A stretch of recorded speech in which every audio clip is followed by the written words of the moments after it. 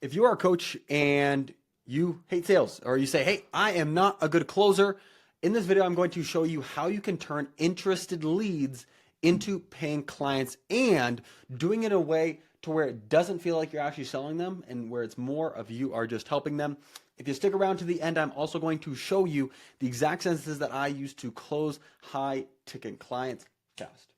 For those of you that don't know me, my name is Chris Berry. I've helped hundreds of coaches. I've helped deliver for thousands of clients, and I've helped coaches sell over $10.6 million online. So first things first, we need to understand the mindset behind selling. So a lot of people think, oh, it's the slick Rick sales and all of that, when really all that it comes down to is just simply sales as service, above all else. If someone does not work with you, they are not going to go through the right steps to get the result, to get to their desired outcome. So if you really care about the client that you're wanting to help, you need to sell them.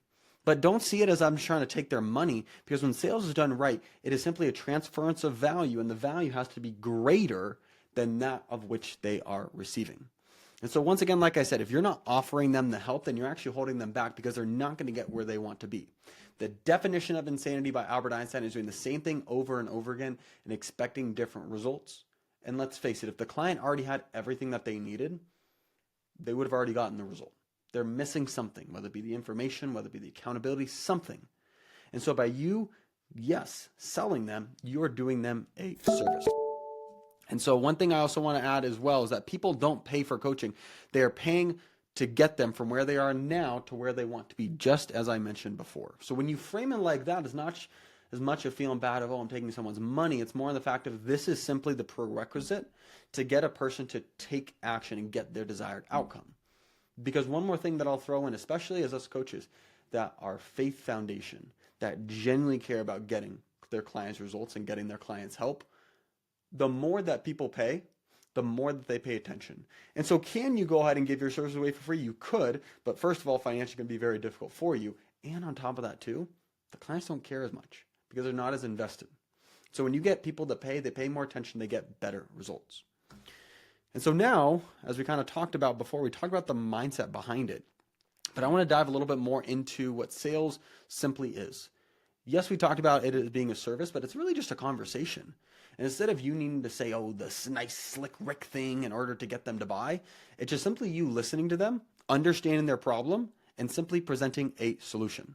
So ideally what we'd want to do is we want to get them on a Zoom call. And once again, you just simply ask them questions in order to deeper understand what they are facing right now. Once you understand that, you're just simply asking them and making sure it's clear, okay, so you're currently facing 1, 2, and 3 problem, and the goal is to get here, right? Oh, well, if there was a way that I could go ahead and help you get in this place by solving 1, 2, and 3, is that something that you would want to go ahead and work together to do? And that's really all that it is. It's not rocket science. Yes, of course, there are intricacies behind it of different sales tactics, but really when it comes down to it, it's just simply presenting a solution to the person and getting them to say, yes, I want to work with you to solve this problem of mine. And so jumping into the specifics of the sales structure that I actually teach to the coaches that we work with, there's 2 parts of it. The first one is setting the appointment, because we're not going to get a sales call unless we're looking to do auto bookings. We're not going to get a sales call unless we first just start having a conversation with them.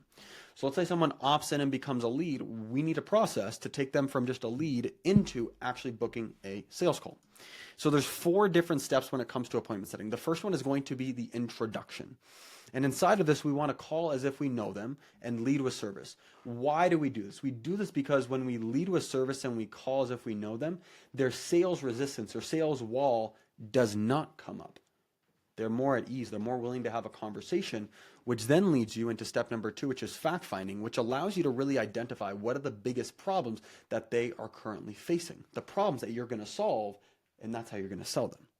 So once we've introduced ourselves, we fact find to understood what they're facing right now, we just simply go ahead and we set the appointment. Hey, if there was a way I could help you solve 1, 2, and 3 to get to this desired outcome, would you be open to getting on a call and us having a discussion to help you solve this?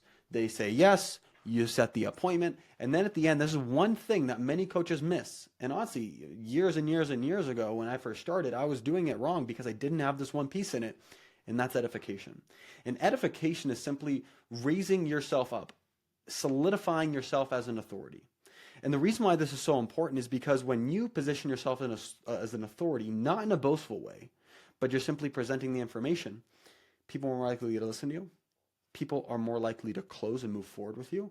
And people are also more likely to show up to the sales call, to the meeting, because you're actually someone that is serious, someone that can provide value to them. And the way you edify is just by simply talking a little bit about your background. So let's say I've set the appointment and everything. Say, hey, awesome. Well, I'm looking forward to chatting with you Tuesday at 2 p.m. Before I let you go, I'm also curious, how much do you know about me and the company, blah, blah, blah, blah. Oh, I don't really know. Okay, got it. So what I'll do is I'll send you over a couple of videos that will break down a little bit more about us, what we do, and everything. In short, we've worked with hundreds of coaches. We've helped deliver and sell thousands of high-ticket clients and helped coaches sell $10.6 million. We've been doing this. Chris has an extensive sales background. You'll hear more about it in the video, but I just wanted to make sure you kind of have a baseline understanding of us and who we are. So a couple of reasons. Number one, we continue to get to know each other as we consider working together, number one. But then number two, you can also validate the information that I'm sharing with you is actually truthful and it can actually get you a result. So the video will explain more, but I just wanted to share that with you. Any questions about that? Okay, great. And you see, it's not weird, it's not pushy. You're just simply sharing about us in a way it makes sense to them, and then you're giving them typically a video in between to watch to further edify yourself. So we have that there.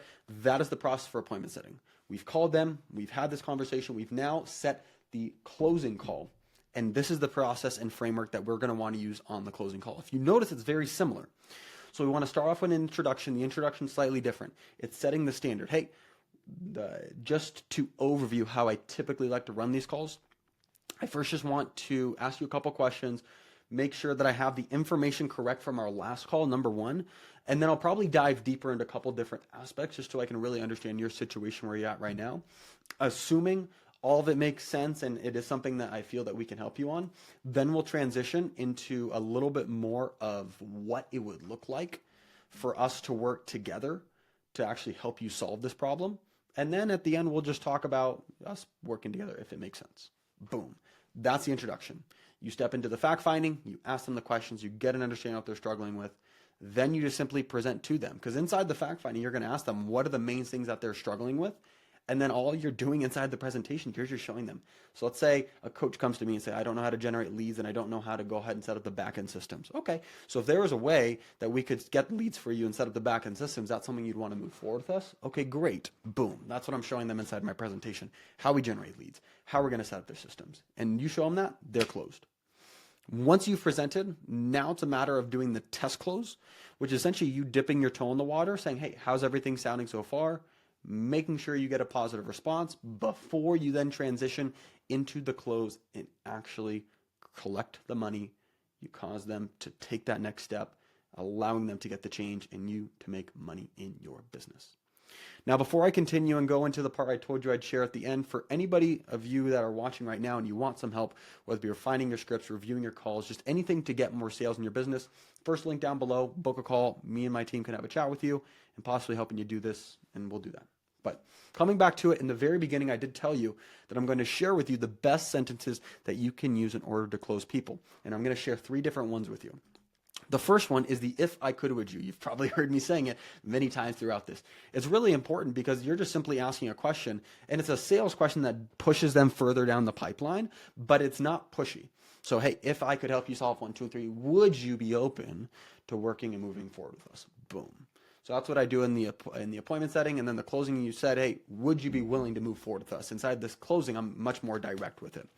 So that's the first one that I recommend using.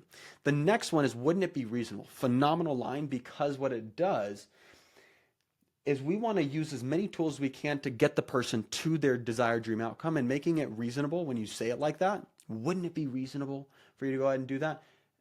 You're making them justify in their head of why wouldn't they get onto a call. Typically, this is used most inside the appointment setting call. Hey, if you really want to get to this dream outcome, don't you think it would at least be reasonable for us to get on a call to go ahead and just check out and see if we could really help you with that, if you're saying it's really important to you? And so this is something that's typically, once somebody has expressed some hesitation on that we'll use. And then the very last part is the actual closing part on it. A lot of people, when you do the entire closing process correctly, there are no logical reasons why they would not get started. It's mostly fear. And so with that, you doing something like, look, just take my hand. I know it's scary, but take my hand, let's jump and let's do this together and let's make your dreams become reality. And the reason why this is so valuable is because you talk about the fact that you are working in tandem with them, and then you're also getting them to focus more on the outcome of their dreams becoming reality, rather than them just making money on that. So I know I've talked a bunch of different things.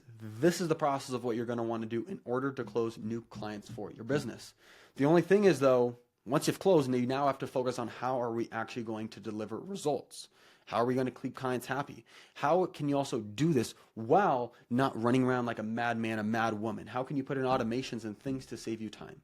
So if you're wanting an understanding of how you can automate your delivery, how you could start putting all of these things into place so you can deliver and get results for your clients at scale while making a bunch of money, click this link right here. That's going to go ahead and break down inside of the next video of how you can do this for your business.